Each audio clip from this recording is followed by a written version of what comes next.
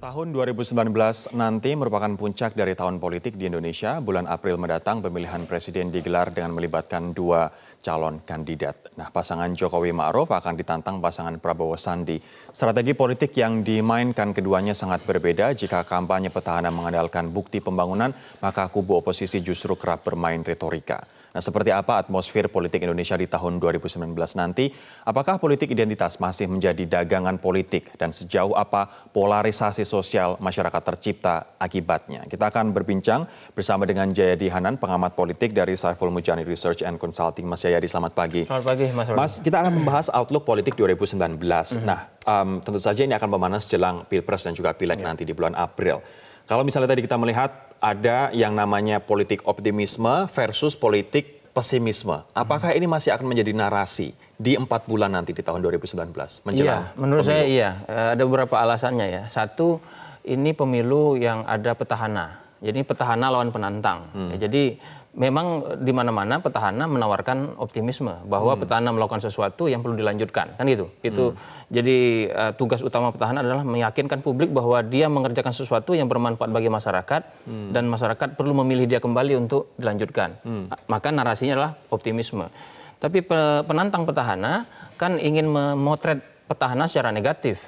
Karena kalau petahana dipotret secara positif oleh penantang atau secara netral, maka akan tidak mudah bagi penantang ini untuk membujuk masyarakat bahwa petahana harus diturunkan. Tidak perlu optimisme dan pesimismenya kenapa kemudian mengatakan Indonesia akan bubar, Indonesia akan punah? Kalau misalnya kita melihat, Mas, Pilpres di Amerika Serikat, liberal versus konservatif yang dijual adalah misalnya saja soal ekonomi, kemudian soal imigran, kemudian misalnya soal kebijakan yang lain, kebijakan politik luar negeri misalnya.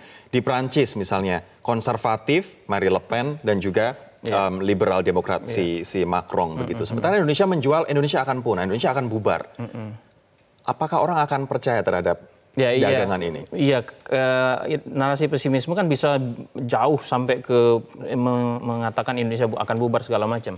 Tapi saya kira begini, ada penantang petahana tampaknya ingin membuat narasi yang disebut dengan inevitability argument. Argumen bahwa hanya penantanglah yang bisa menyelesaikan masalah Indonesia. Dimulai dengan mengidentifikasi sejumlah masalah Indonesia sampai ke bahwa kalau petahana tidak terpilih ada resiko Indonesia akan punah. Sampai ke sana. Jadi dalam bahasa lain ini kan mencoba menyasar aspek emosi ketakutan masyarakat dengan aspek melawan aspek harapan atau ekspektasi atau hope gitu ya.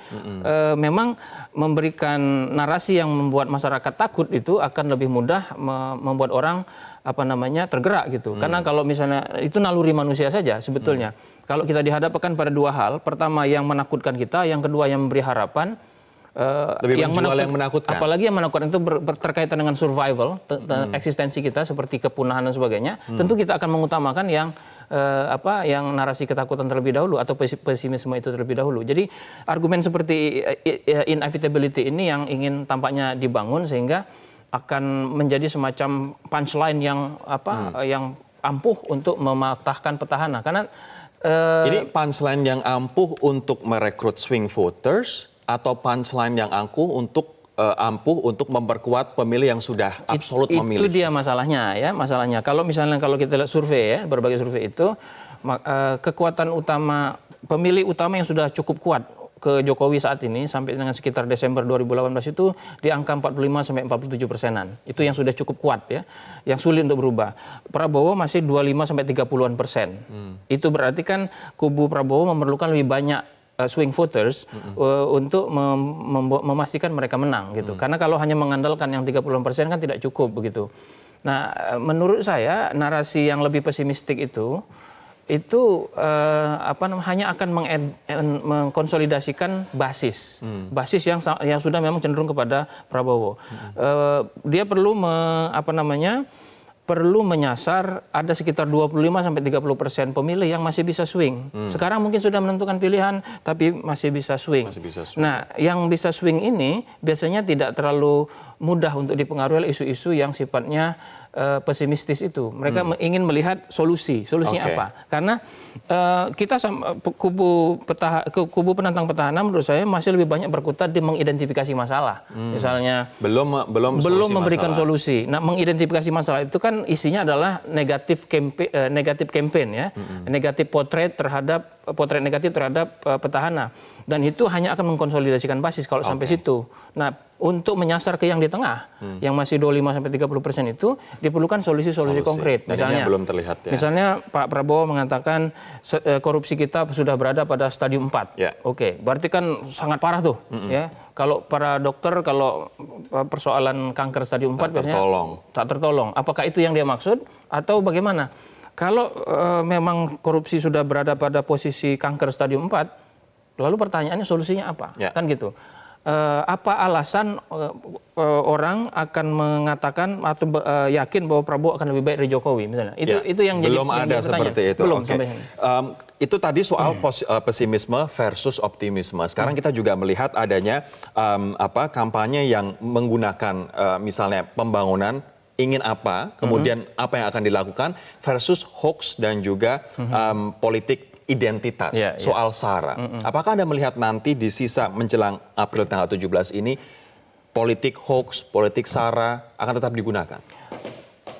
Selain ada petahana saat ini kan yang bertarung saat ini kan sama dibanding dengan pemilu 2014. Dan isu politik SARA juga sama 2014. Betul, Mas. jadi sangat logis kalau kemudian isu-isu yang sudah berkembang di tahun 2014, karena waktu itu kan cukup laku isunya, maka saat ini juga akan direproduksi.